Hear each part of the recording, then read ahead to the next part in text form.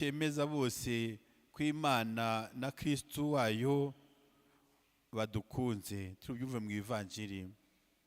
Bose bemera urwo rupfu, bakira ibyanditswe uko biri, hanyuma bazabone Yezu wazutse.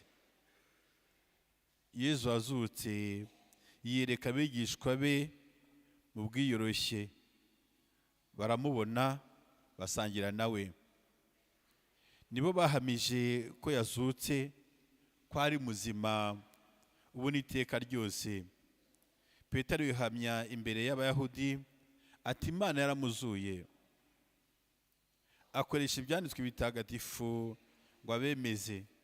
Tubivuye mu isomo rya mbere. Petero yongera kubihamya imbere y'abanyamahanga ati Imana yaramuzuye. Tubivuye mu isomo rya kabiri. Twakira aya magambo y'intumwa nk'umurage w'ukwemera. Twiyemeze ko Kristo yagombaga kubabara aricyo kugira ngo abone kwinjira mu ikuzo rye. Tubyibuke muri igitambo cy'Ukaristiya. Igitambo cy'Ukaristiya tubona Padiri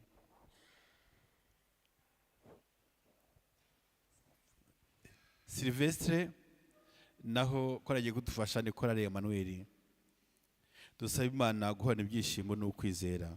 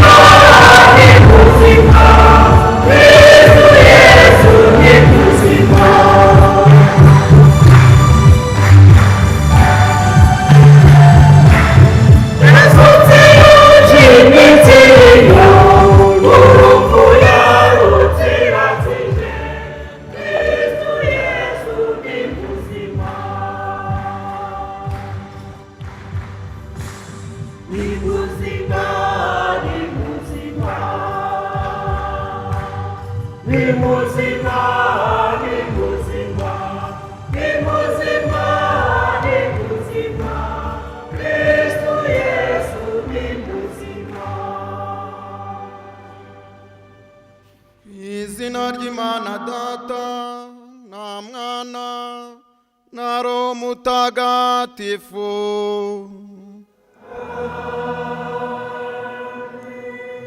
Inema y'Umwami wacu Yezu Kristo n'urukundo rw'Imana Data n'ubusabane kuri Roho Mutagatifu bihorane namwe.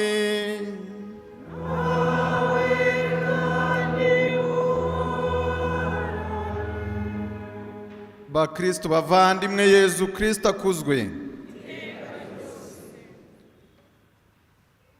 Mu byishimo bya Pasika tugeze ku cyumweru cya gatatu. Nyagasani akaba akomeje kutwiyereka ashimangira ko yazutse, ko yatsinze urupfu kandi ko rutakimufiteho ububasha. Muri iki gitambo cy'Ukaristiya, isengesho rikuru, dusaba Imana ingabire yo gukomera mu kwemera, maze nitumara kuba abemera bashyitse, dutera intambwe dutangaza ko Nyagasani Yezu yatsinze urupfu, ndetse tubitangaze dushyize amanga. Petero n'intumwa bakomeze batubere urugero, kandi ibyanditswe bitagatifu bikomeze nabyo bitwigishe ndetse bidukomeze muri uko kwemera. Muri iki gitambo cy'Ukaristiya twifatanye n'umuryango wa Sipiriyani Rutihimbuguza, basabira Alphonsine Mukandanga na Sipiriyani Rutihimbuguza bitabye Imana. Hari umuryango wa Evariste nawe Sebahutu, basabira Padiri Crisante Rwasa, Evariste Sebahutu, Landry Ishimwe, Blaise Iradukunda, Jeanne Pomuseni Rutayisire, Alphonse Nzeyimana, Pauline Bukenderi, Therese Rujindiri, Catherine Nahobantegeye, Inyasi Nsanzumuhire na Clement Mnyaneza, Leon Nsengimana, Innocent Trésor, André Wihoreye na Judith Mukeshimana bitabye Imana, ndetse na Rose mu Purgatori. Umuryango wa Venuste Karera barasabira Venuste Karera, Saverine Nyirabuhungiro, Emerance Wizeye, Marie Jose Mukamwiza, Marie Therese Mukampogozi, Gertrude Mukarugomwa, Martial Gitego na Florida Kabagunga, Christine Kitegetse, Petronire Mukakaregeya, Berkimasi Ruganintwari, Margarita Madamu Hilari Uwimana, Charles Rwirima, Jean Baptiste Nubahumatse, Christian Gatanazi n'umufasha na Alphonsine Mukandanga bitabye Imana. Umuryango wa Sipiriyani Rwamapfa barasabira Padiri Crisante Rwasa, Apolinari Rwataga, Anastasia Nyiraromba, Sipiriyani Rwamapfa na Jean Baptiste Nubahumatse bitabye Imana. Umuryango wa Jean Bosco Kalisa barasabira Philiberte Mukanyundo witabye Imana. Umuryango wa Alfred Ndangurura barasabira Alfred Ndangurura witabye Imana. Vestine Mukeshimana arasabira Jean Bosco Hitimana witabye Imana. Umubyeyi w'umukristukazi arashimira Imana kubwa Denis na Cynthia ko yabongeye umwana w'umuhungu, ibakomeze muri byose na hose bisunze impuhwe z'Imana n'umuryango mutagatifu w'i Nazareti. Twese duture ibyifuzo byacu duje umutima, twisabira kandi dusabira n'abatabashije kuba bari kumwe natwe, twifatanye n'abagize intege nke bakaba badukurikiye ku buryo bw'ikoranabuhanga. Turi abanyantege nke rero bavandimwe, ni mucyo tubanze twanga ibyaha byacu, kugira ngo dushobore kumva ijambo ry'Imana no gutura iki gitambo cy'Ukaristiya dufite umutima usukuye. Nemereye imbere y'Imana ishobora byose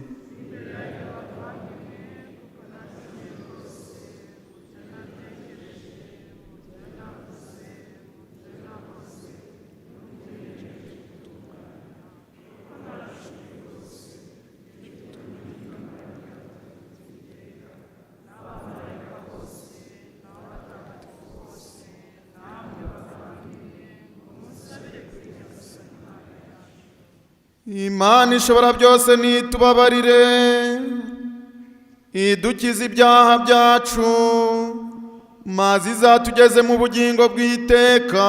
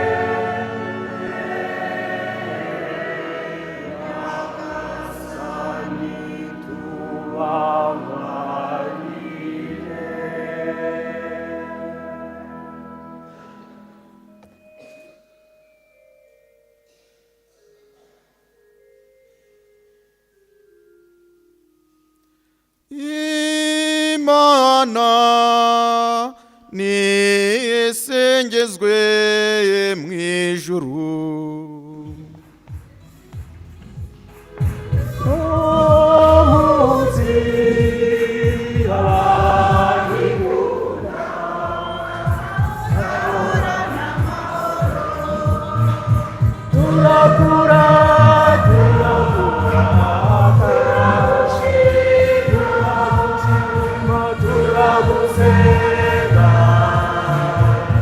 Turagusingiza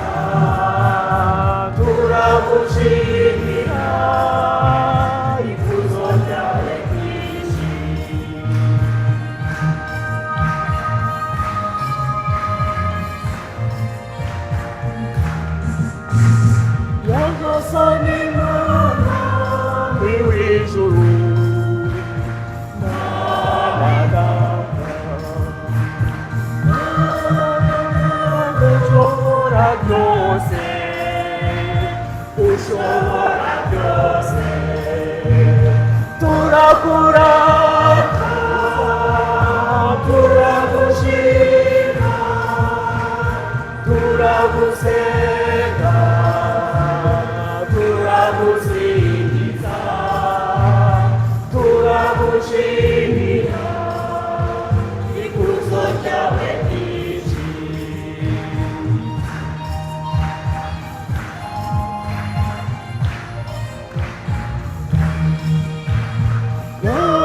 Nyagasani mwana w'ikinege Yesu Kristo, nawe ni mwana w'Imana, mwana data, turakurata, turagushima, turagusenga, turagusingiza,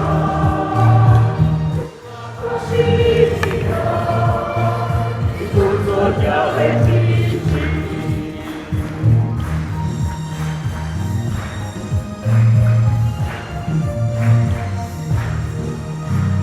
Ukiza ibyaha by'abantu, tubabarire.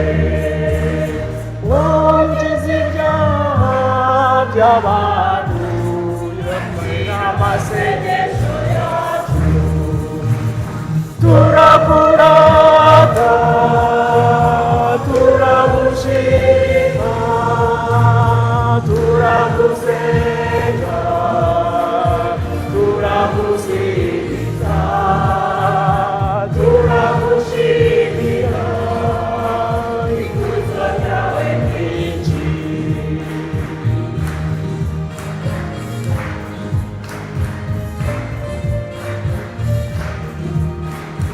Wowe wicaye iburyo bw'Imana Data, tubabarire. Ni wowe gusa utunganye, ni wowe mwami wenyine.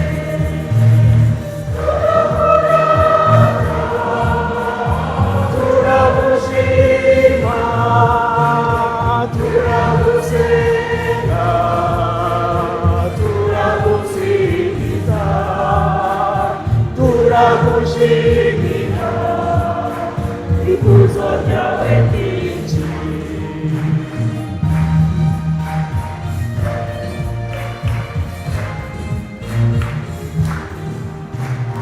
Ni wowe nyine usumba byose, Yesu Kristo, hamwe na Roho Mutagatifu, kuruko hasingizwe.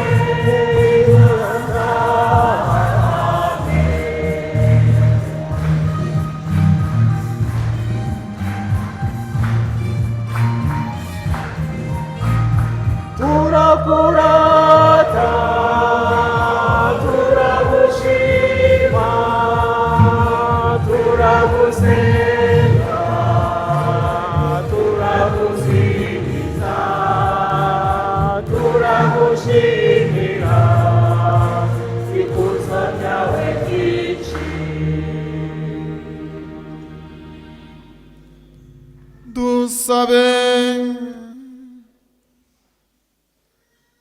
Nyagasani Mana yacu, uha umuryango wawe guhorana ibyishimo, maze ubwo wawusubije itoto ry'umutima, unezerwe no kugarurirwa ikuzo ryo kwitwa abana bawe, kandi utegereze umunsi w'izuka, wizeye kuzagororerwa ibyishimo by'ukuri, kubwa Yezu Kristo umwana wawe n'umwami wacu, Imana mubana mugategekana mu bumwe bwa Roho Mutagatifu, uko ibihe bihora bisimburana iteka.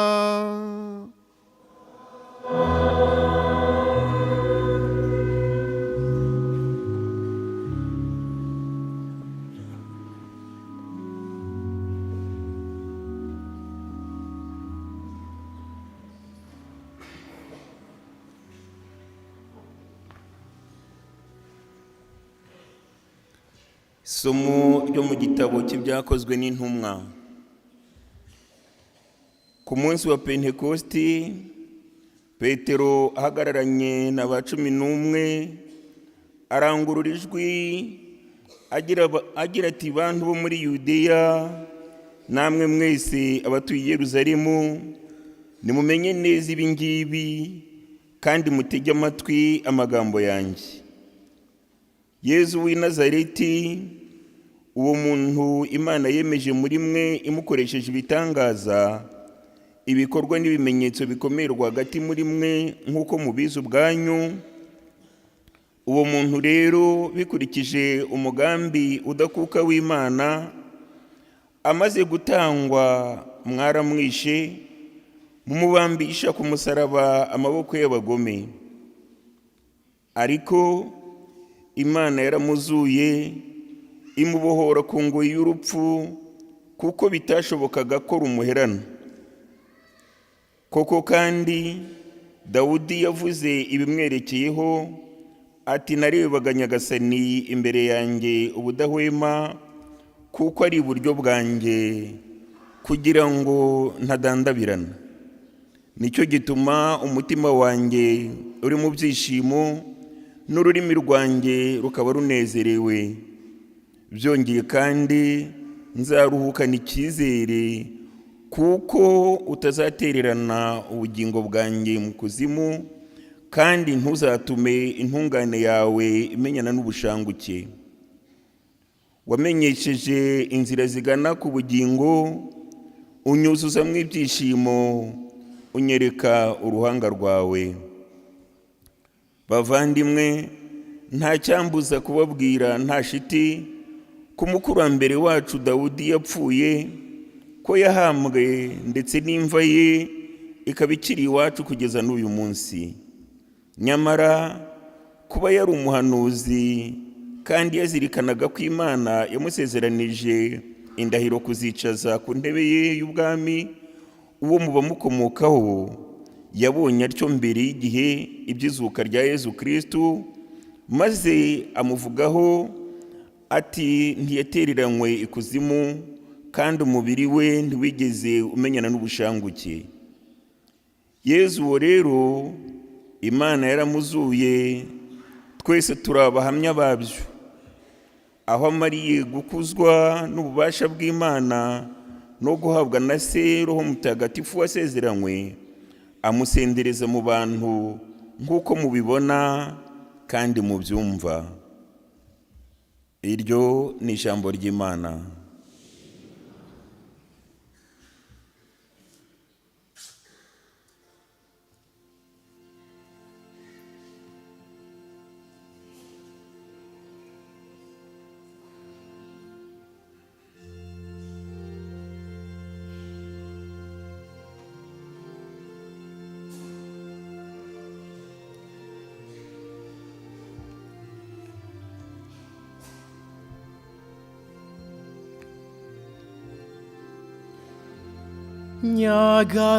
Nyagasani, Nyagasani, wanyeretse inzira y'ubugingo, inzira y'ubugingo. Nyagasani, Nyagasani, wanyeretse inzira y'ubugingo, inzira y'ubugingo. Mana yanjye, unyiragire kuko ari wowe buhungiro bwanjye. Uhoraho ndamubwiye nti, ni wowe mutegetsi wanjye. Uhoraho wowe munani wanjye, n'umugabane wanjye. Uko nzamera ni wowe ukuzi. Nyagasani, inzira y'ubugingo. Ndashimira Uhoraho, ungira inama, ndetse na nijoro umutima wanjye urabinyibutsa. uhoraho mpora muzirikana ubudahwema ubwandi iruhande sineze guhungabana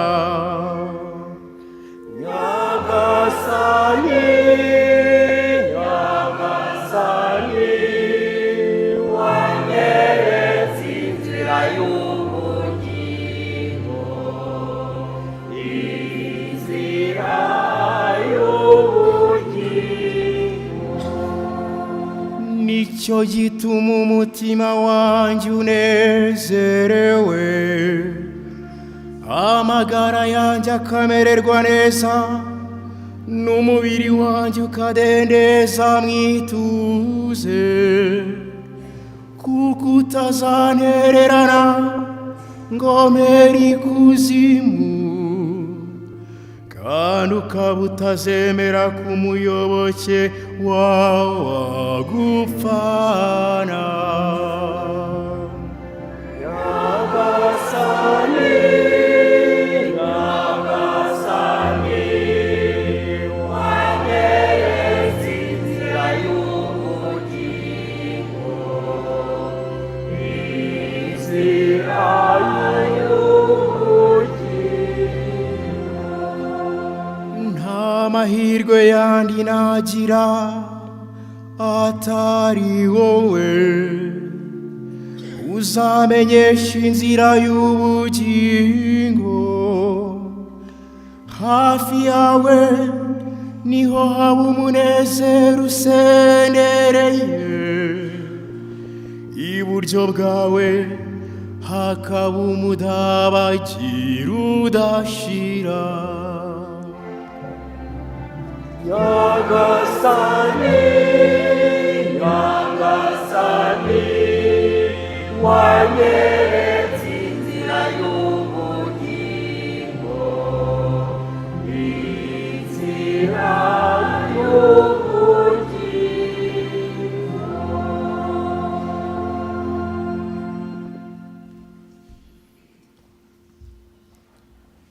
Isomo ryo muri ya mbere ya Mutagatifu Petero intumwa. Bavandimwe, nibamwiyambaza Imana nk'umubyeyi wanyu yitagira aho ibogamira kandi igacira buri muntu urubanza ikurikije ibikorwa bye.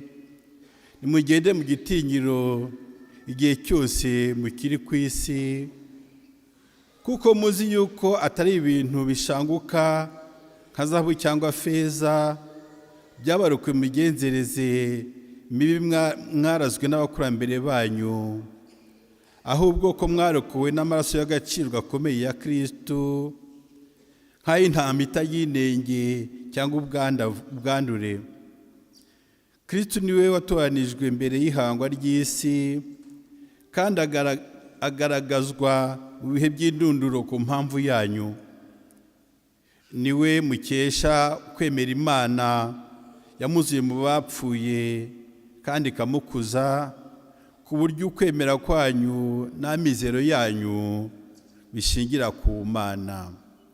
Iryo ni ijambo ry'Imana.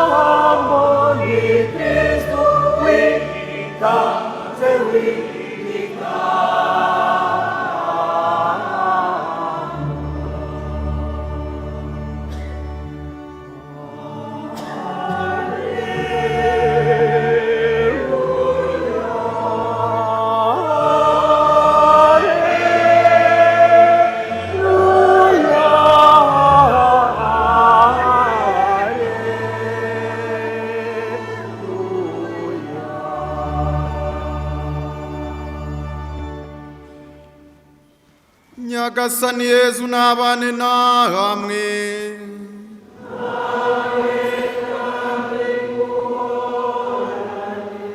Amagambo yo mu Ivanjiri ntagatifu uko yanditswe na Luka.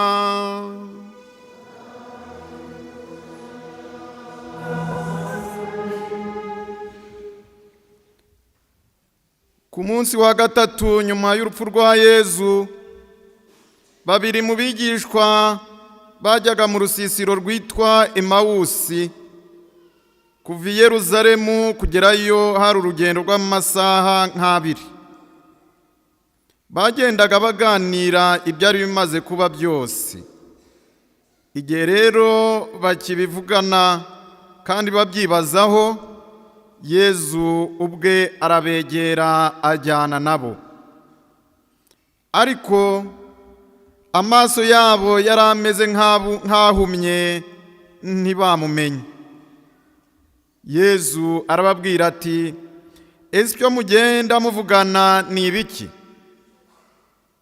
Baherako barahagarara, ariko bijimye mu maso. Umwe muri bo witwaga Kirofasi aramubaza ati, ni we wenyine uba i Yeruzalemu utazi ibyahabaye muri iyi minsi? Arababaza ati, ni ibiki se? Baramusubiza bati, ni ibyabaye kuri Yezu w'i Nazareti, wari waragaragaje mu bikorwa no mu magambo ko ari umuhanuzi ukomeye imbere y'Imana n'imbere ya rubanda. Twavuganaga n'ukuntu abatware b'abaherezabitambo n'abakuru bacu bamutanze ngo apfe, maze bakamubamba ku musaraba. Twebweho twari twizeye ko ari we uzarokora Israheli. None uyu munsi ubaye uwa gatatu ibyo byose bibaye. Icyakora bamwe mu bagore b'iwacu badutangaje. Mu gitondo cya kare bagiye kumva, maze ntibahasanga umurambo we, nuko bagaruka bavuga ko abamarayika bababonekeye bakababwira ko ari muzima. Ubundi kandi bamwe muri twe bagiye kumva babisanga uko abagore bari babivuze, ariko we ntibamubona. Nuko Yezu arababwira ati, mwabiburabwenge mwe, mutinda kwemera ibyo abahanuzi bavuze. None se Kristo ntiyagombaga kubabara atyo ngo abone kwinjira mu ikuzo rye? Nuko ahera kuri Musa n'abahanuzi bose, maze abasobanurira ibimwerekeyeho biri mu bitabo bitagatifu. Bageze hafi y'urusisiro bajyagamo, Yezu asa n'uwikomereza urugendo. Ariko bo baramwinginga bati, gumana natwe kuko bugorobye, umunsi ukaba uciye ikibu. Nuko arinjira kugira ngo agumane nabo. Igihe rero yari ku meza hamwe nabo, afata umugati, ashimira Imana, arawumanyura, arawubahereza. Nuko amaso yabo arahumuka, noneho baramumenya. Hanyuma agira atya, arazimira, ntibongera kumubona. Basigara babwirana bati, mbega ukuntu imitima yacu yari yuzuye ibinezaneza igihe yatuganirizaga mu nzira, adusobanurira ibyanditswe. Ako kanya barahaguruka basubira i Yeruzalemu, bahasanga ba 11 bateranye bari kumwe na bagenzi babo bandi, bavuga bati, ni koko Nyagasani yazutse kandi yabonekeye Simoni. Nabo rero babatekerereza uko byagenze mu nzira n'uburyo bamumenye amanyura umugati. Iyo ni Ivanjiri ntagatifu.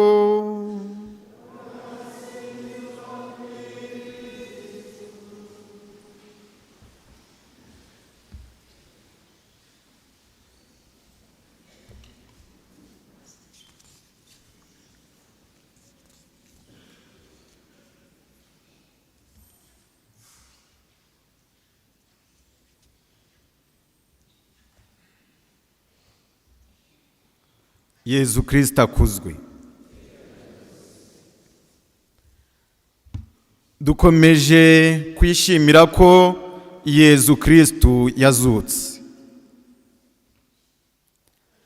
Uyu Yezu Kristo wazutse ni wa wundi wigize umuntu, umwe wari ijambo akigira umuntu akaza kubana natwe. Byose yabikoze abigiriye urukundo, yakundaga abantu, yakundaga abari ku isi, maze aza dusanga, aratwegera, aratwigisha, aradukunda karahava. Uwo jambo w'Imana wigize umuntu yavukiye mu Galileya, ariko igihe yatangiye ubuzima bwe bwa gitumwa, atangiye kwigisha ahagaragara, yagiye agaragara mu rugendo, akava Galileya agana i Yerusalemu, akongera akava i Yerusalemu akagana mu Galileya. Uko yagendaga ntiyagendaga yubitse umutwe, ntiyagendaga bucece, yagendaga atangaza inkuru nziza, kandi yari inkuru nziza y'umukiro, inkuru nziza y'amahoro, inkuru nziza y'urukundo. Igihe cyarageze kubera umurengwe nyine uko twabyumvise, baramufata bamugirira nabi ndetse baramwica. Ariko urupfu ntirwagombaga kumuherana, kubera ko byari byaranditswe, kandi byanditswe byagombaga kugerwaho, gushyirwa mu bikorwa. Yagombaga kuzuka mu bapfuye. None uyu munsi twebwe twemera ko yazutse mu bapfuye, ndetse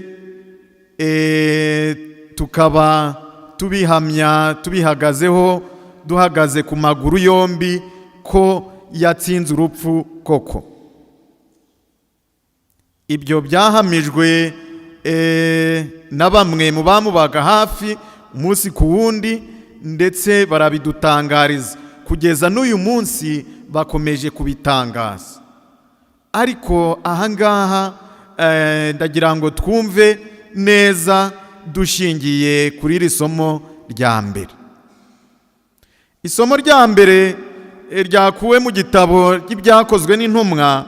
Twumvise Petero ngo ahagararanye na ba 11 arangurura ijwi agira ati, bantu bo muri Yudeya, namwe mwese abatuye i Yerusalemu, mumenye neza ibi ngibi kandi mutege amatwi amagambo yanjye.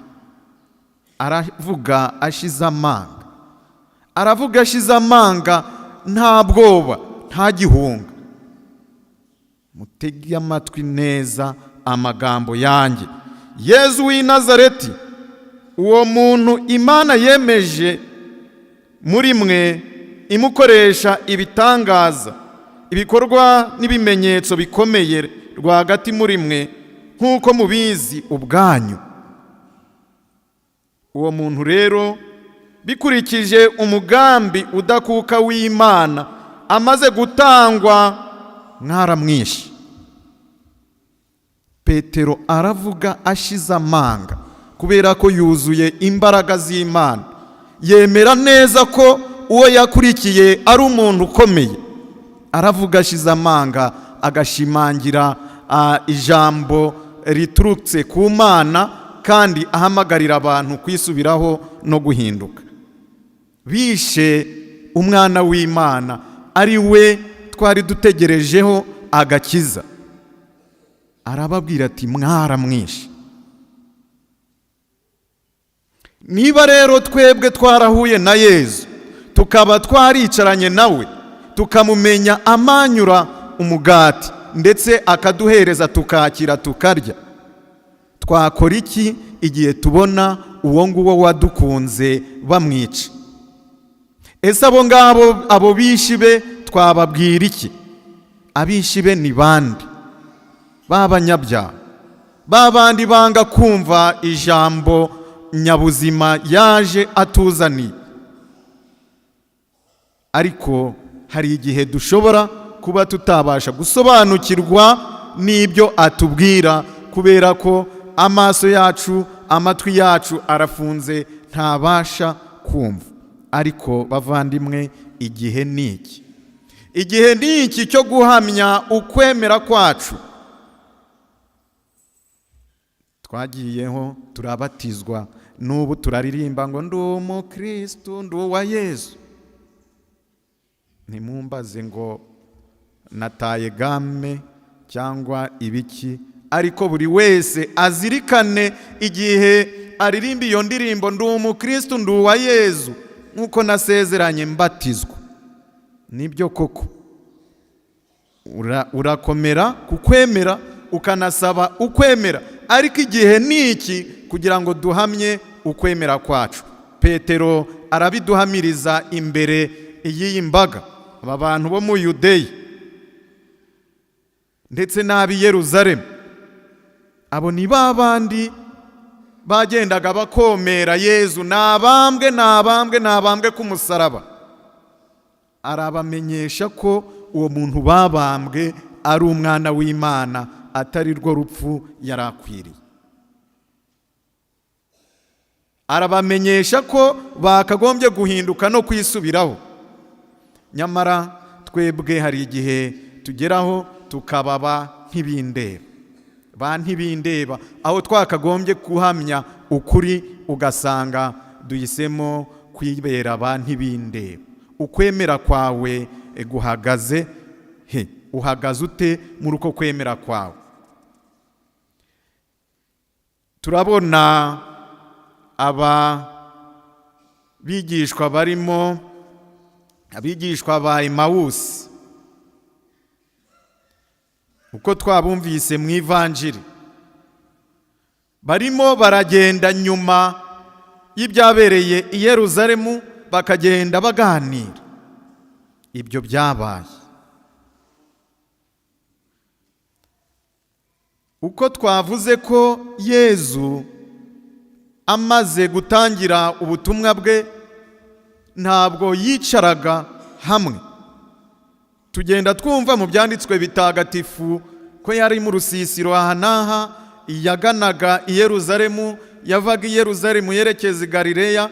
Aba ba Emawusi nabo barimo baragenda baratera intambwe, ariko baratera intambwe baganira ku byerekeye Yezu Kristo, baratera intambwe baganira ku byerekeye Imana. Ntabwo bari mu bujarwa, reka tureke kuvuga ubujarwa nyine bwa bundi tumenyereye kumva. Bo barimo baraganira ibyerekeye Imana. Abaganira ibyerekeye Imana, Imana irabasanga. Imana irabasanga. Yezu aje abasanga kubera ko barimo baraganira ibintu byiza nubwo batarabasha gusobanukirwa. Noneho rero iyo tuganira ibyerekeye Imana, kabone nubwo twaba tutarasobanukirwa, Imana iradusanga ikadufasha gusobanukirwa igihe twemeye kugendana nayo no kuyitega amatwi. Aba bigishwa rero bakiriye uyu waje abagana, maze agerageza kubasobanuza, kandi nabo ntibamuhinda, maze baramwakira baramusobanuza. Kugira ngo rero tubashe kwakira Imana mu buzima bwacu, ese dutegereje kubona abandi iyo Mana ije yigaragaza mu buhe buryo? Izaza yigaragaza mu buhe buryo? Kaba bigishwa ba Emawusi babonye ari umugenzi nkabo, ntibamuhinda. Iyo baza kumuhinda byagombaga kugenda bite? aha rero niba twemera tukaba twarabashije kubatizwa nyine tukaba aba Kristo, aba Yezu, twakagombye kumenya ko tugomba kugendana n'abandi, na bagenzi bacu. Muri abo bagenzi bacu niho tuzabasha guhura n'Imana, niho tuzabasha guhura na Kristo wazutse. Noneho ba bandi baje badusanga, aho kugira ngo tubahinde, tubashe kumenya ko tugomba kubiyegereza, ahubwo tukabatega amatwi. Nyuma yaho kuri bo niho ibyishimo byacu bizaturuka. Abigishwa ba Emawusi bakiriye Yezu, bamaze kumwakira bamuteza amatwi, akomeje kubasobanuza, nabo bamuhaye icyo bafite. Ni wowe wenyine utazi ibyabereye i Yerusalemu, ibyo nibyo bashoboye kumva. Nawe arabasubije ati mwabiburabwenge. Aravuga nk'Imana nyine, aravuga nanone atababarira, aravuga nk'Imana. Bashoboraga kurakara cyangwa se bakababazwa n'imvugo ababwiye, ariko mu bwiyoroshye, mu bwicishe bugufi, bakomeje kumutega amatwi, kabone nubwo atangiye kubita ibiburabwenge. Ariko ushobora gusanga uwo muntu twakiriye ashobora kutubwira ijambo rimwe gusa yatwita ibiburabwenge, ugasanga tumuroshye hanze. Niba twari tumwakiriye iwacu, tumubwira tuti nyabuneka tuvira aha ngaha, ureke gukomeza kudutuka. Ubwo nibwo buzima cyangwa se imibereho ya muntu n'imyumvire ya muntu. Ariko logike y'Imana, ijambo ry'Imana rirashaka kutwumvisha bundi buryo uwamenye Imana, uwemera Imana agomba kubaho.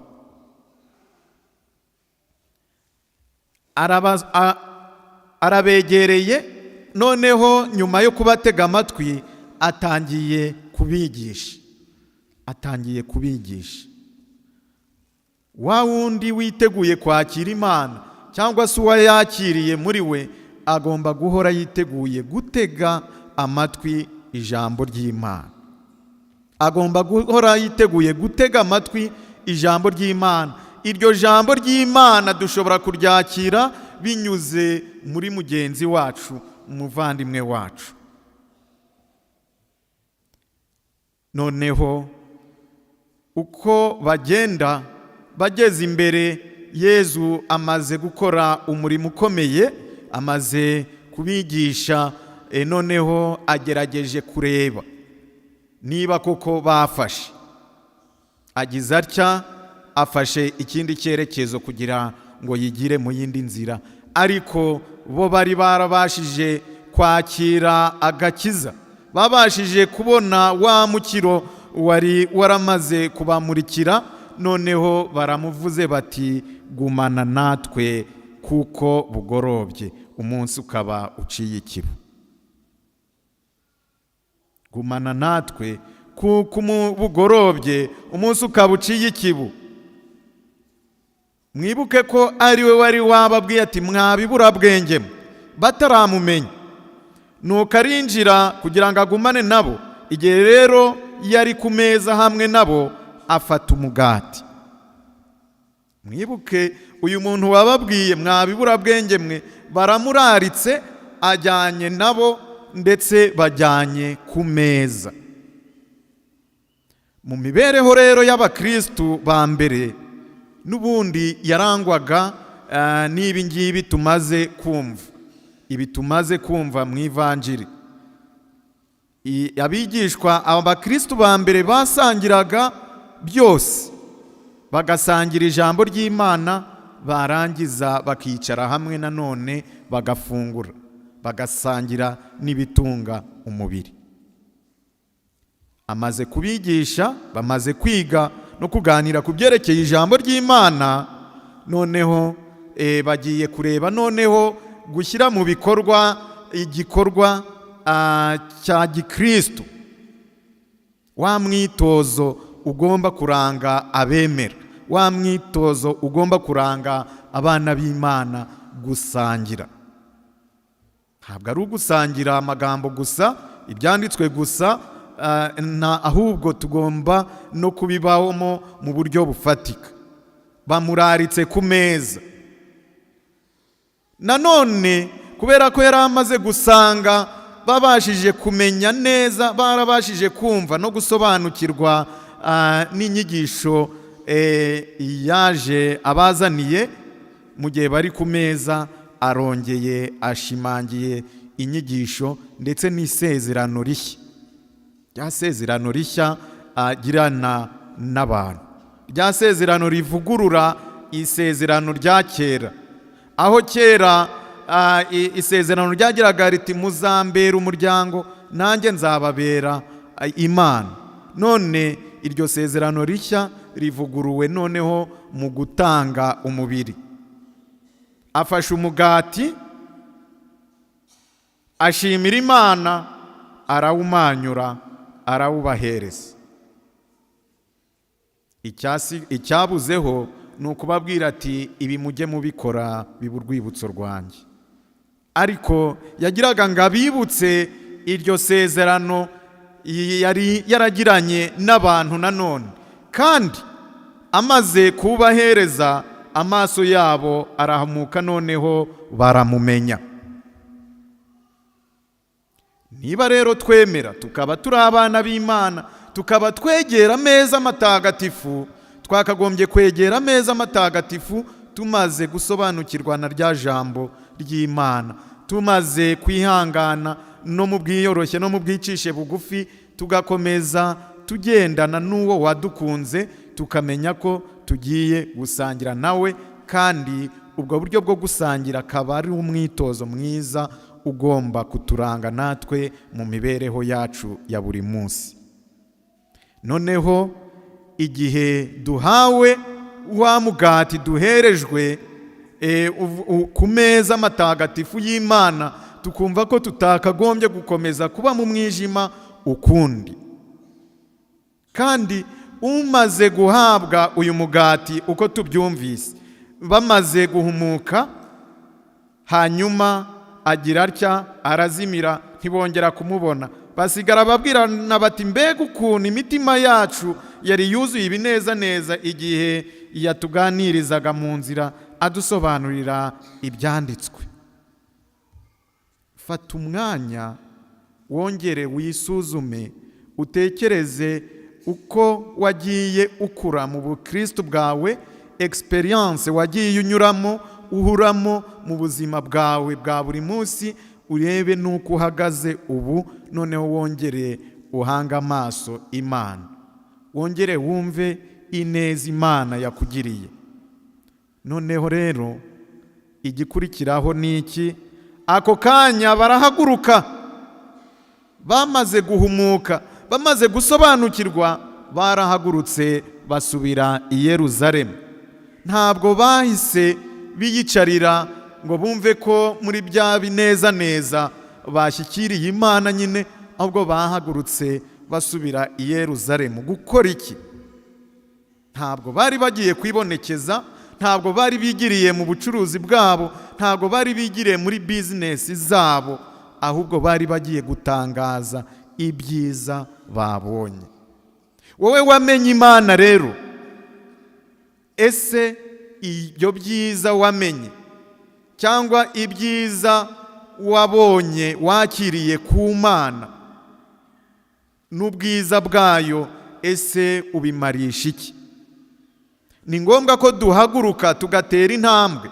Niba twaramenye ko Yezu Kristo yatsinze urupfu, tugomba guhaguruka tugatera intambwe, tugasubira iwacu. Iwacu ubwo ni iwacu mu mutima, cyangwa si iwacu mu rugo, cyangwa iwacu mu muryango remezo. Byaba ngombwa tukajya no mu muryango remezo w'abaturanyi, tukajya kubamenyesha inkuru nziza ko Yezu Kristo yazutse. Kandi tukaba nka Petero nanone, uko twabyumvise, hahandi adatinya kubwira abagira nabi ko bagomba guhinduka no kwisubiraho. Noneho aho dusubiye tukabamenyesha inkuru nziza y'umukiro, tukabamenyesha inkuru nziza yerekeye izuka, kandi tugahamagarira abantu kugarukira Imana ndetse bakayikomeraho. Ngiyi impamba rero Kiliziya yaduteganyirije kuri uyu munsi kugira ngo tubashe kuyakira no kuyibyaza umusaruro. Nuko tugomba gukomera kwemera tukakwamamaza dushize amanga kugira ngo bose babashe kumenya Imana, kandi twese hamwe tukabashe kureka Imana itwigarurire, ubundi twese duharanire kwera imbuto zidushimisha, zishimisha bagenzi bacu, kandi zizadutera bya byishimo by'iteka ryose. Nyagasani Yezu nabane namwe.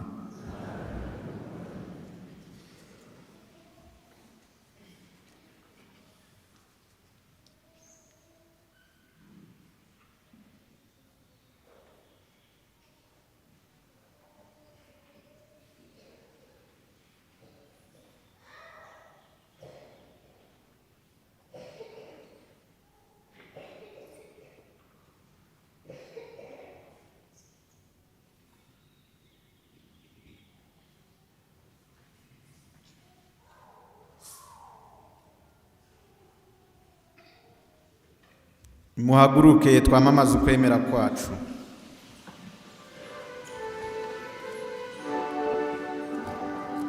Ndemera kw'Imana rimwe, Ushobora byose waremye ijuru n'isi, ibiboneka n'ibitaboneka, umutegeka wacu n'umwe, umwana w'ikinege w'Imana, mbere ya byose Data yarasatwa mu byayo, Imana yavuye ku Mana, urumuri rwavuye ku rugi, Mana y'ukuri yavuye ku Mana y'ukuri, yarabyawe ntiyaremwe, asangiye kamere na Data, niwe wahaye byose kubaho, n'icyatumye amanuka mw'ijuru,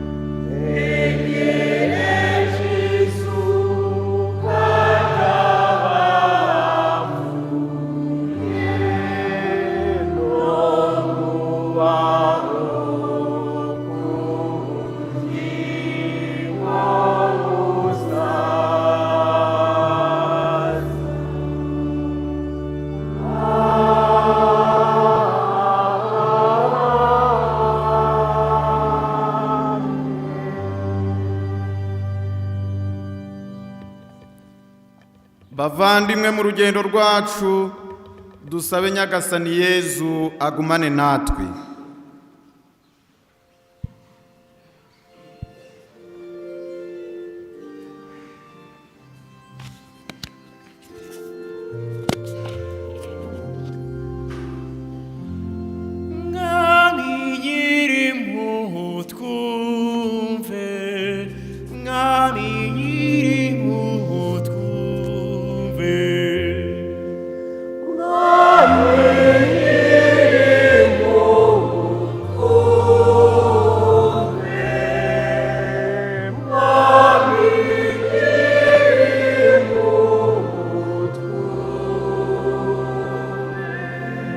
Dusabira abakristu bose hamwe n'abashumba babo,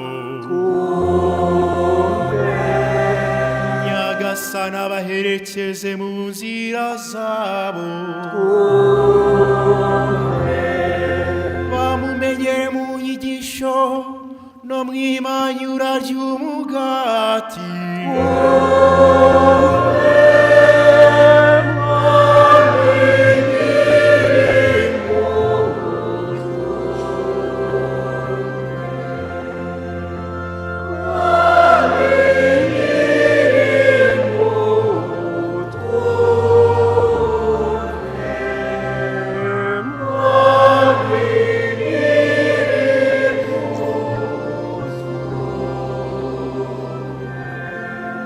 Dusabire Kiliziya z'u Rwanda, ziba amacumbi y'abananiwe, zisabe Nyagasani kugumana n'Abanyarwanda.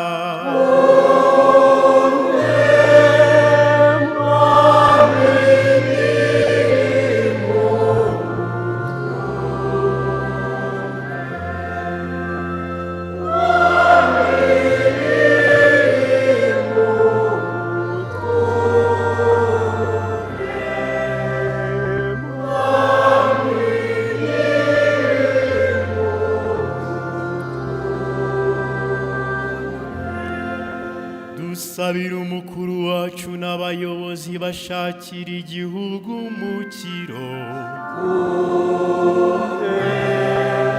bumve ko abakire babyawe mu mubabaro, ko abatahara abagenze, ko abaronkara bakora.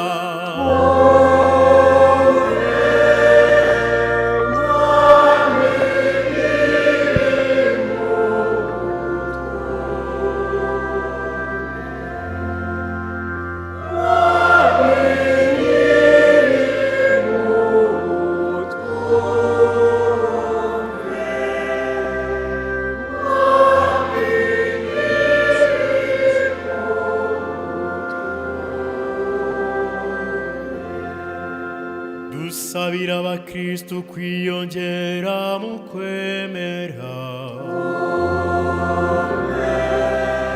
oye kuba ibiburabwenge n'abatinda kwemera,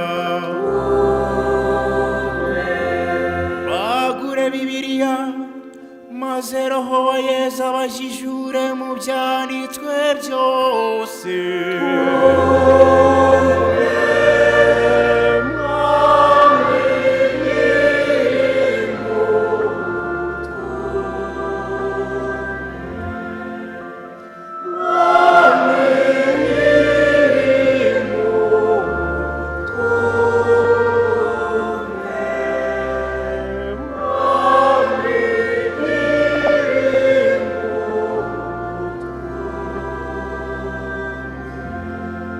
Twisabire natwe abateraniye hano hamwe na Kristu,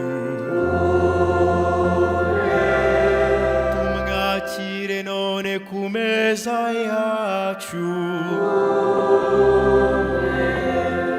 kugira ngo nawe azatwakire mu bukwe bw'iteka.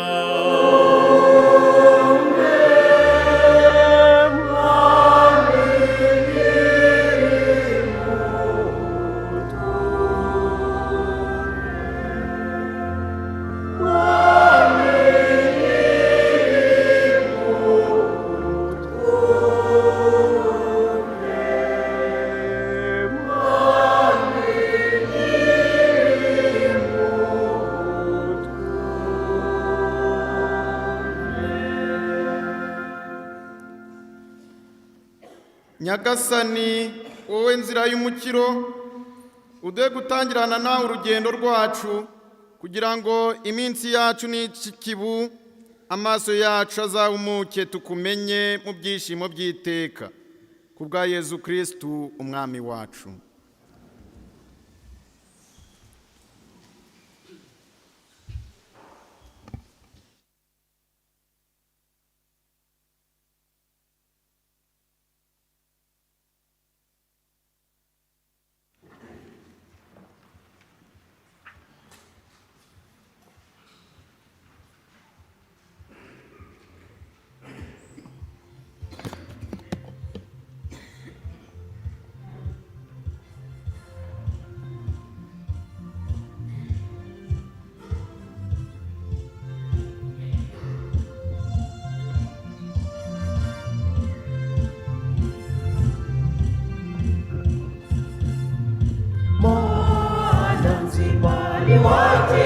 Shikarwa tukuhereje, yavuye mu byo waduhaye, none dusabye urihezagire, biturwanishe nawe.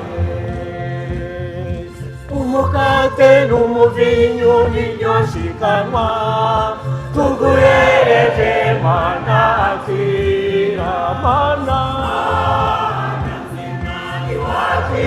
Shikanwa tuguhereje, yavuye mu byo waduhaye, none dusabye urihezagire, biturwanishe nawe.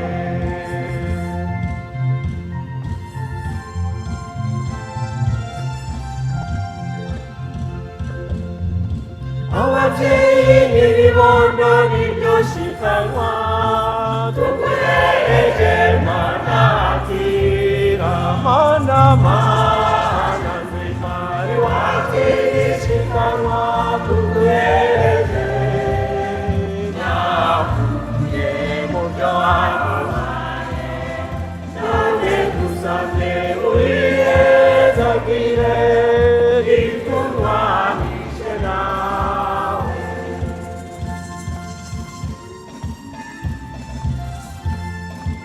Umuryango w'abakristu niryo shikanwa, tuguhereje mana akira mana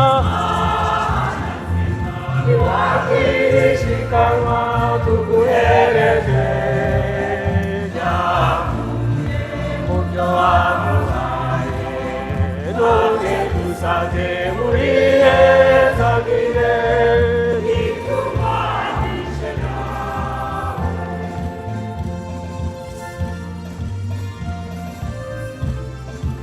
Abakwizeye bose niryo shikanwa, tuguhereje mana akira mana iwakira shikanwa, tuguhereje, yavuye mu byo waduhaye, none dusabye urihezagire, biturwanishe nawe.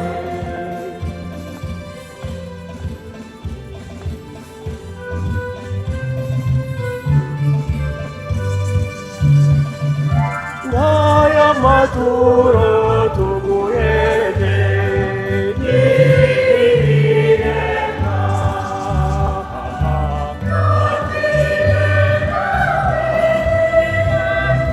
ni wowe tuyeguriye,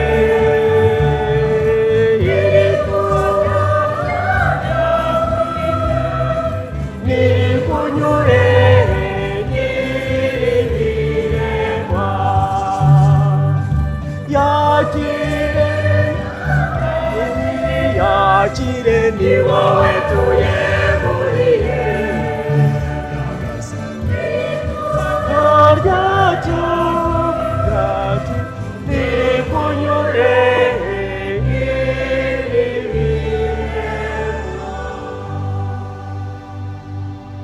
bavandimwe bavandimwe, nimusabe kugira ngo igitambo cyanjye ari nacyo cyanyu kinyura Imana Data ushobora byose.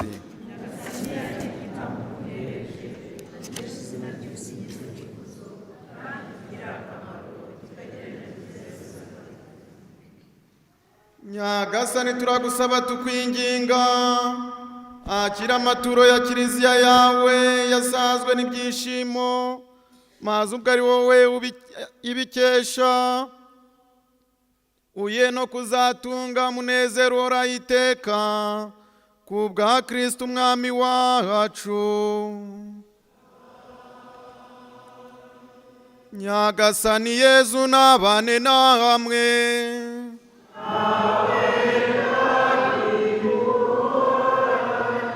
Imitima yanyu nihugukire iby'ijuru.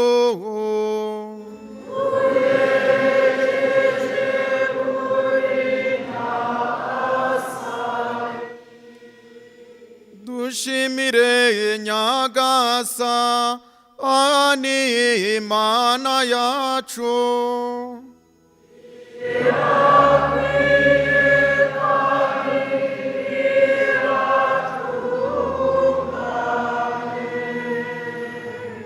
Ni koko birakwiye kandi biratunganye, ni ngombwa kandi birimo agakiza kukwamamaza nanone mu bihe byose Nyagasani, ariko cyane cyane kugusingiza by'akarenga muri iki gihe turimo, kuko Kristo ari we Pasika yacu yatanzweho igitambo. Ni we udatuza kwitanga kubera twe, kandi agahora tuvuganira imbere yawe. Yatanzweho igitambo ariko ntagipfa, kandi nubwo yishwe ahora ari muzima. Nicyo gituma isi yose ayiva ikagera isabagira yasazwe n'ibyishimo bya Pasika, n'abamarayika bose bo mu ijuru bakaririmba igisingizo cy'ikuzo ryawe bavuga ubudahwema bati: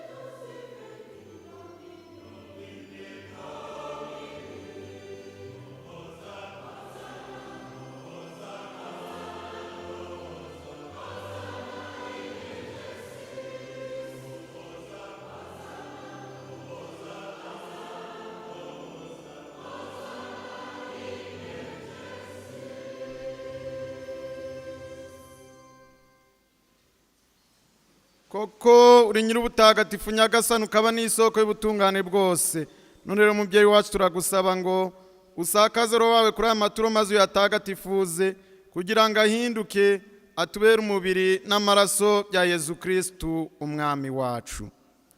Igihe yari agiye kugabizwa ububabare n'ubushake bwe, yafashe umugati arashimira, arawumanyura, nuko awohereza abigishwa be avuga ati: nimwakire maze muryeho mwese, iki ngiki koko ni umubiri wanjye ugiye kubatangirwa.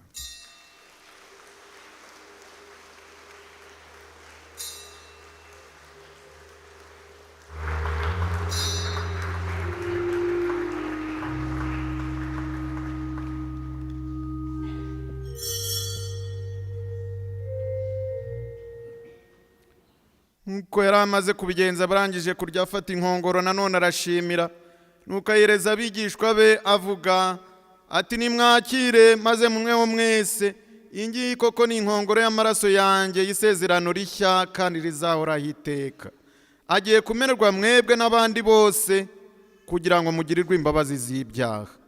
Ibi mujye mubikora bibe urwibutso rwanjye.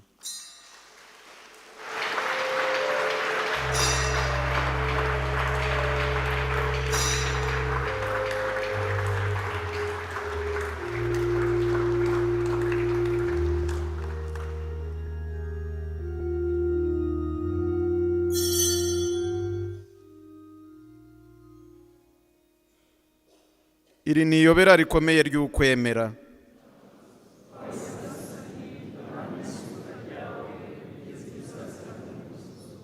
None rero Nyagasani, mu gihe twibuka urupfu n'izuka by'umwana wawe, tugutuye umugati utanga ubugingo hamwe n'inkongoro y'umukiro, tugushimira ko watumye tuberwa no kugushengerera tukaguhereza aya maturo, kandi turakwinginga twiyoroheje ngo twebwe abasangira umubiri n'amaraso bya Kristu, Roho Mutagatifu aduhuze twunga ubumwe. Nyagasani, buke kiliziya yawe yogeye ku isi hose, maze uyegore ijya mbere mu rukundo hamwe na papa wacu Leo n'umwepiskopi wacu Antoni Karidinali Kambanda n'abatorewe umurimo wa ritari bose. Wibuke Nyagasani, wibuke abayoboke bawe Alphonsine Mukandanga, Spiriyani Rutihimbuguza, Padiri Crisante Rwasa, Evariste Sebahutu, Landry Ishimwe, Blaise Iradukunda, Jeanne Pomuseni Rutayisire, Alphonse Nzeyimana, Pauline Bukenderi, Therese Rujindiri, Catherine Ahobantegeye, Ignace Nsanzumuhire, Clement Munyaneza, Leon Nsengimana, Innocent Trésor, André Uwihoreye, Judith Mukeshimana, Venuste Karera, Saverina Nyirabungiro, Emerance Uwizeye, Marie Jose Mukamwiza, Marie Therese Mukampogozi, Gertrude Mukarwomwa, Marcia Gitego, Florida Kabagunga, Christine Kitegetse, Petronire Mukakaregeya, Berikimasi Rugana Intwari, Margarita Madamu Hilari Uwimana, Charire Rwirima, Jean Baptiste Nubahumatse, Christian Gatanazi, Alphonse Mukandanga, Apolinari Rwataga, Anastasia Nyiraromba, Filiberi Mukanyundo, Alfred Ndangurura, Jean Bosco Hitimana, wahamagaye ubavana kuri iyi si, maze ubwo bunze ubumwe n'umwana wawe mu rupfu rumeze nk'urwe, ubaye no kumwishushanya mu izuka rye. Wibuke kandi n'abavandimwe bacu bapfuye bafite ubwizere bwo kuzazuka, hamwe n'abandi bose bapfuye usanzwe ufitiye impuhwe, maze ubakirire mu rumuri ruguturukaho. Turakwinginze Nyagasani ngo natwe twese tugirire impuhwe, maze tuzashore kugira umwanya mu bugingo bw'iteka hamwe na Bikira Mariya umubyeyi muhire w'Imana, na Yosefu Mutagatifu umugabo we, n'intumwa zawe ntagatifu, n'abandi batagatifu bose bakunyuze uko ibihe byagiye bisimburana, nuko hamwe nabo tuzagusingize tukurata ku bwa Yezu Kristu umwana wawe.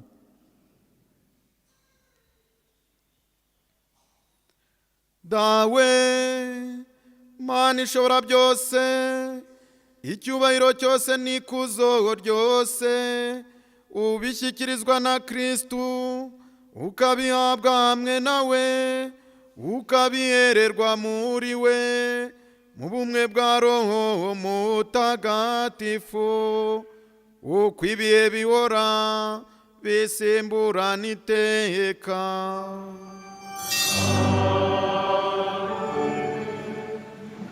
Uko twabibwirijwe n'Umukiza akanabidutegeka, kandi ubwo akabitwigisha, dutinyutse kuvuga tuti: Dawe uri mu ijuru,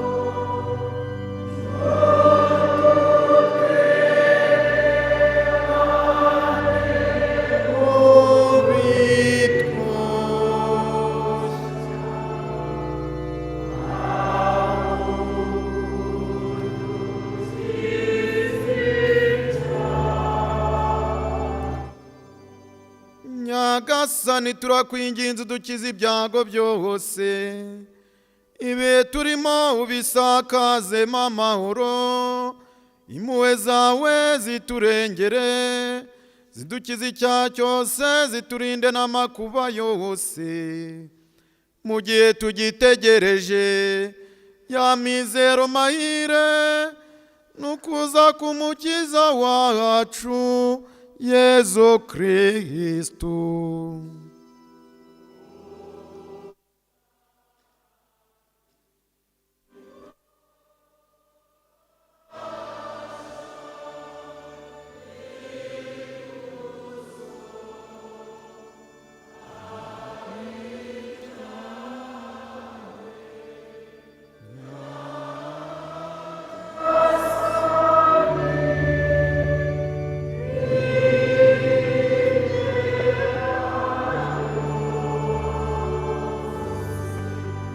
Nyagasani Yezu Kristu, we wabwiye intumwa zawe uti mbasigiye amahoro, mbahaye amahoro yanjye. Niwite ku byaha byacu, ahubwo wite ku kwemera kwa kiliziya yawe, maze ku bushake bwawe uyihe amahoro kandi uyibumbire mu bumwe, wowe uba ugategeka iteka ryose.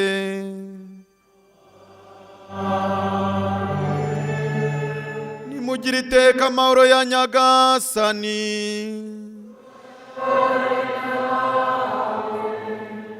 Nimwifurizanye amahoro.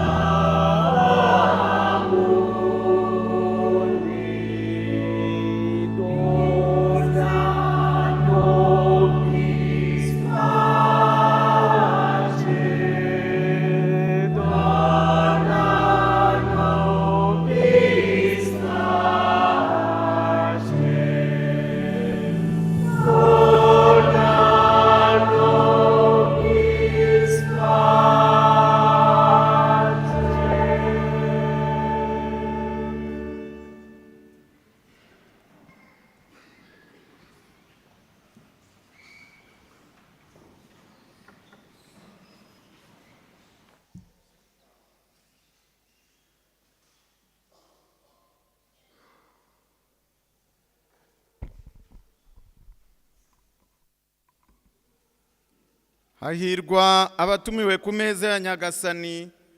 Dore ntama w'Imana, dore Kristu ukiza ibyaha by'abantu.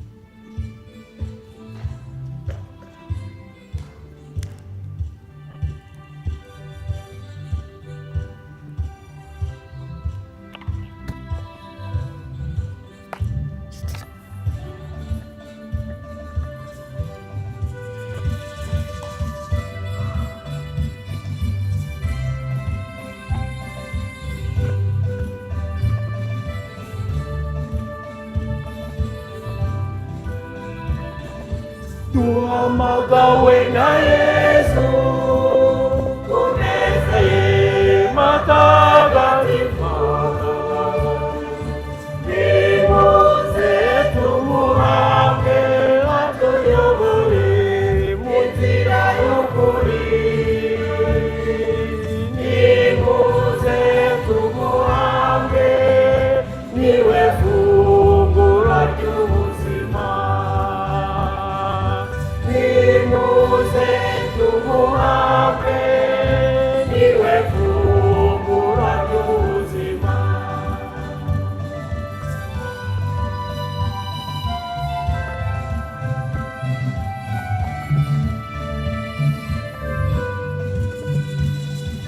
Turemera rwose ko ari Mukaristiya, niwe funguro ry'indwara zacu. Yesu niwe bugingo buhoraho, gumana natwe Yesu, utuyobore utumurikire. Duhamagawe na Yesu ku meza ye matagatifu, nimuze tumuhambe tuyobore inzira y'ukuri. Nimuze tumuhambe, niwe funguro ry'ubuzima. Nimuze tumuhambe, niwe funguro ry'ubuzima.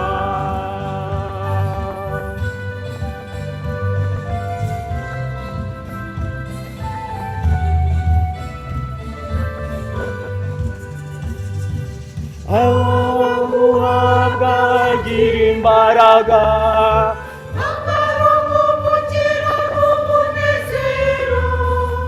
Yesu niwe bugingo buhoraho, gumana natwe Yesu, utuyobore utumurikire. Duhamagawe na Yesu ku meza ye matagatifu, nimuze tumuhambe tuyobore mu nzira y'ukuri. Nimuze tumuhambe, niwe funguro ry'ubuzima. Nimuze tumuhambe, niwe funguro ry'ubuzima.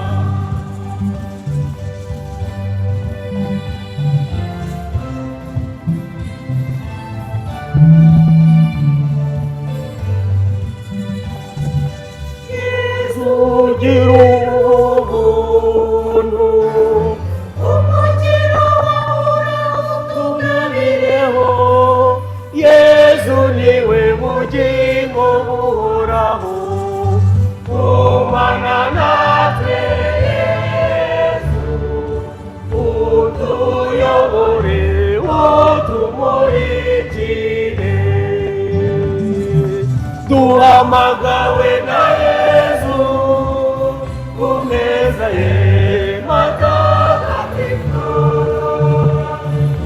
Nimuze tumuhambe atuyobore inzira y'ukuri. Nimuze tumuhambe niwe funguro ry'ubuzima.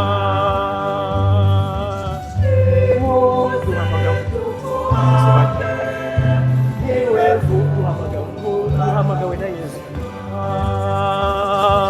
Duhamagawe na Yesu ku meza ye matagatifu.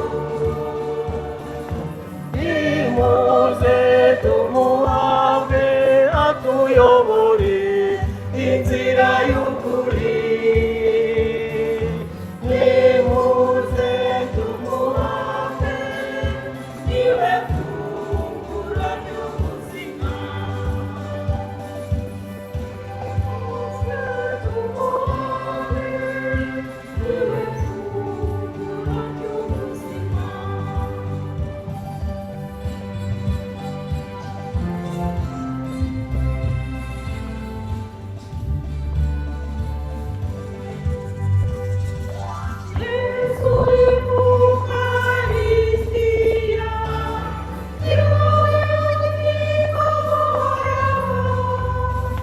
Yesu niwe bugingo buhoraho, gumana natwe Yesu, utuyobore utumurikire. Duhamagawe na Yesu ku meza ye matagatifu. Nimuze tumuhambe atuyobore inzira y'ukuri. Nimuze tumuhambe niwe funguro ry'ubuzima. Nimuze tumuhambe niwe funguro ry'ubuzima. Duhamagawe na Yesu ku meza ye matagatifu. Nimuze tumuhambe atuyobore inzira y'ukuri. Nimuze tumuhambe niwe funguro ry'ubuzima. Nimuze tumuhambe niwe funguro ry'ubuzima.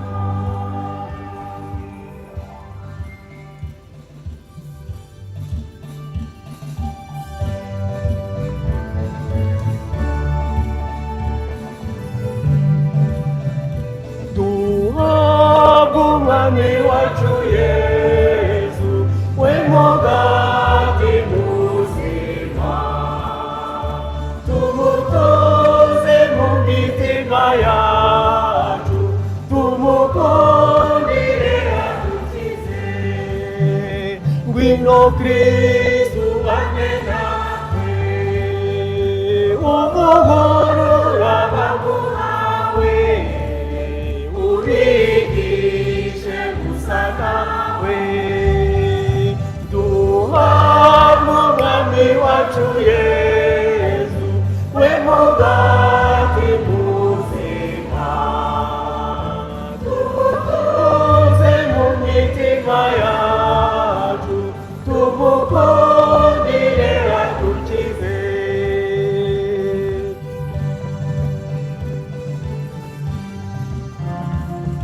Kwisakramento ry'Ukaristiya, abaguhawe urabatunga, ukabaganza, ganza, ganza, ganza, mwami, mu mitima y'abaguhawe, bakubera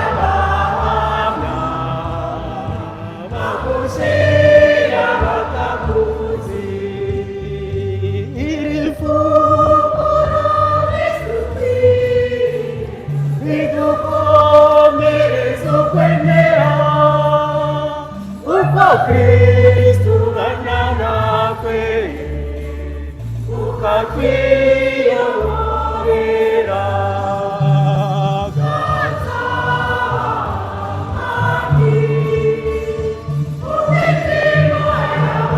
wawe bakubera abahamya bagushira batakuzi.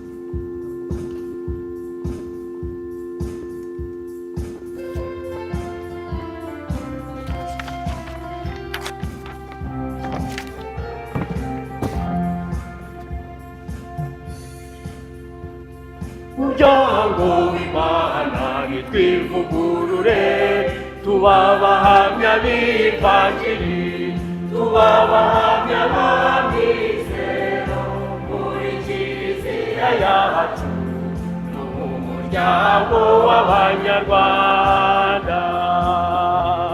Muryango w'Imana nitwivugurure tuba abahamya b'ivanjiri tuba abahamya b'amizero muri kiliziya yacu no mu muryango w'Abanyarwanda.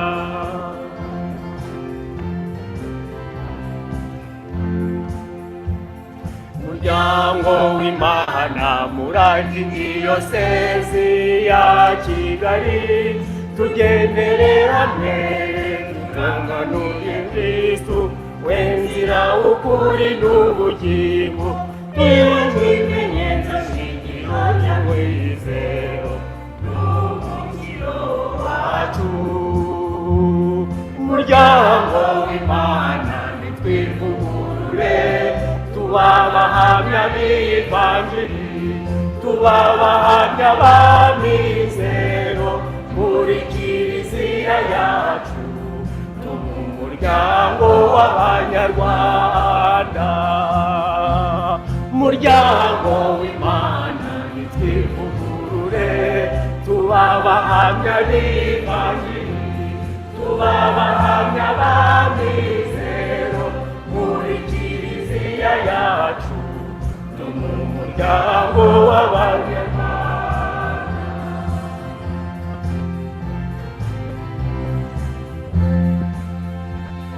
Muryango w'Imana muri arikidiyosezi ya Kigali mumwe nonohana ivugurure mu Rwanda yacu twivugurure mu buhamya nziza ibyishimo n'urukundo by'imiryango yacu.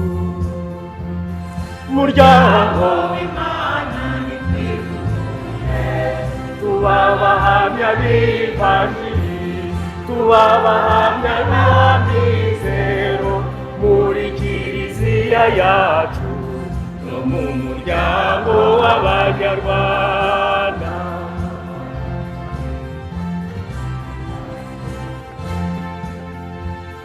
Muryango w'Imana imana muri arikidiyosezi ya Kigali, urusobe rw'imico iterambere ryihuse mu ubashe gukonganya n'undi bushishoza n'imizi y'umwana. Muryango w'Imana nitwivugurure, tuba abahamya b'ivanjiri, tuba abahamya b'amizero muri kiliziya yacu no mu muryango w'Abanyarwanda. Muryango w'Imana nitwivugurure, tuba abahamya b'ivanjiri, tuba abahamya b'amizero muri kiliziya yacu no mu muryango w'Abanyarwanda.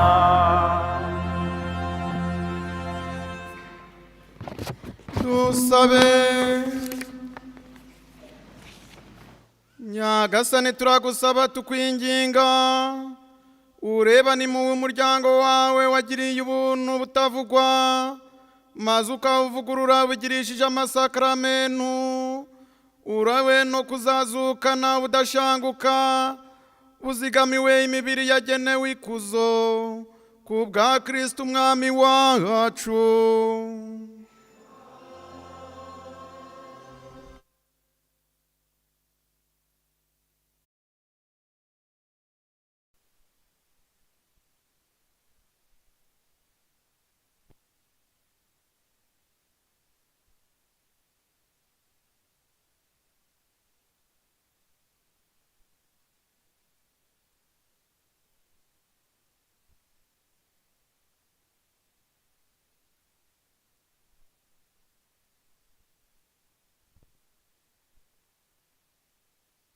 igihe kugira ngo iyo bamaze gusezerana ntabwo basubira inyuma ngo baribeshye byagenze gute, ariko kugira ngo nimba ari impamvu babuza gusezerana tuvuge hakiri kare. Bahindukiye rero buname ya itari basubira imyanya yabo.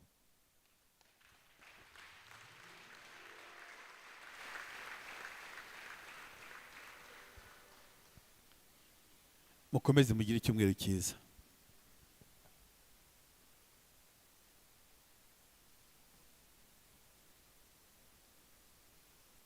Muhaguruke tuvuge isengesho rya yubile.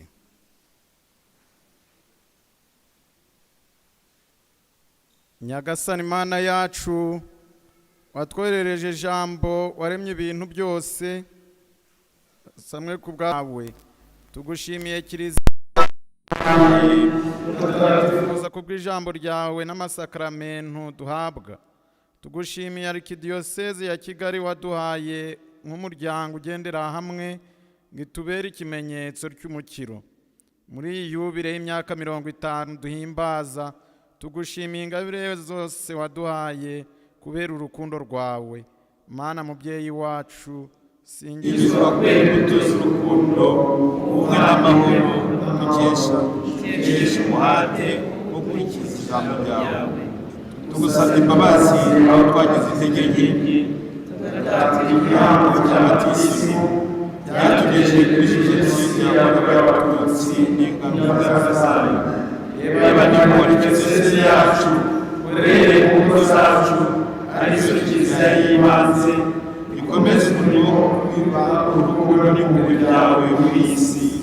Yubile idufashe gushishikariza kwemera turangamiye Kristo, kugira ngo tubone ingo nyinshi za Kristo bagukorere utikanda kubera impano zinyuranye wabahaye.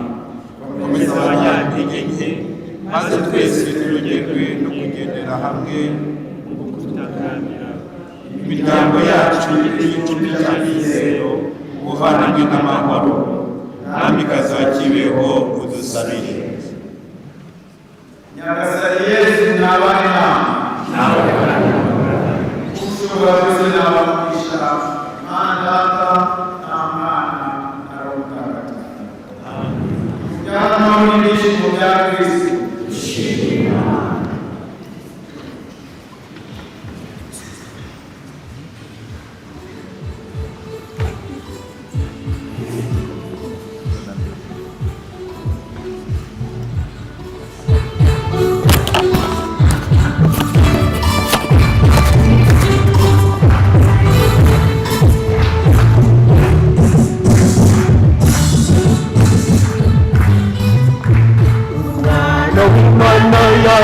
yadukunze kugeza ubwo yatanze umubiri we yitangiye twese abanyabyaha none muhaguruke dushime umucunguzi nimumushime munamusingize mubashirwe umuhe muntu toya dukunda kanadupfira toya dukunda kanadupfira nimumushime munamusingize